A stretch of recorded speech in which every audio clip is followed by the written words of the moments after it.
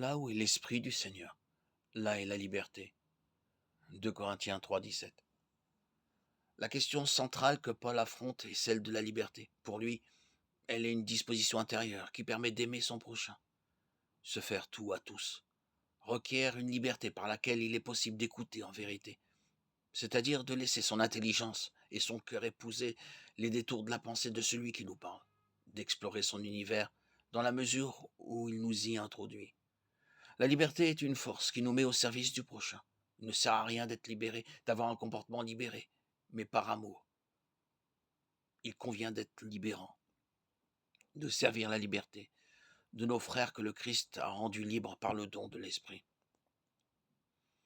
La liberté, selon Paul, est une force qui permet de transformer chaque situation en une bonne occasion pour vivre l'amour de Dieu.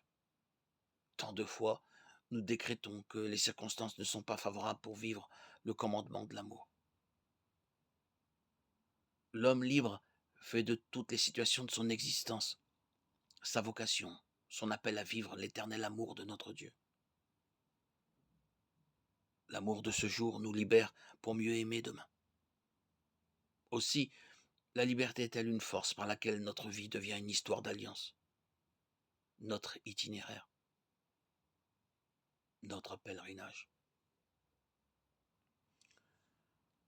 La liberté donne la force de choisir sa vie, son avenir. Être libre est indispensable pour recevoir la vocation à laquelle nous avons été appelés. Cette liberté qui est la véritable liberté, cette liberté en Christ, qui nous permet, jour après jour, de mieux répondre à l'amour de Dieu.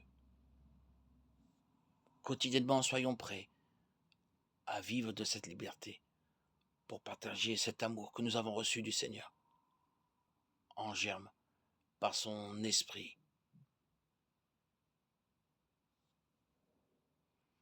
qui nous aide à vivre le don de nous-mêmes.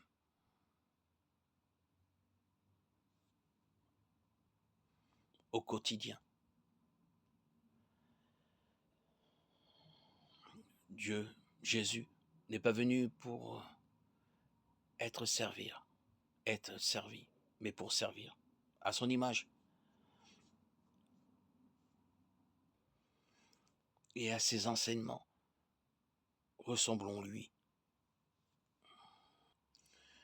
Et avec joie, nous pourrons vivre de cette grâce merveilleuse, de cette plénitude qu'il offre à tous les croyants, à tous ceux qui portent son espérance en lui, ses regards vers lui, et qui vivent pour lui, par lui et en lui. Sans lui, nous ne sommes rien. Il est le cep, nous sommes les sarments.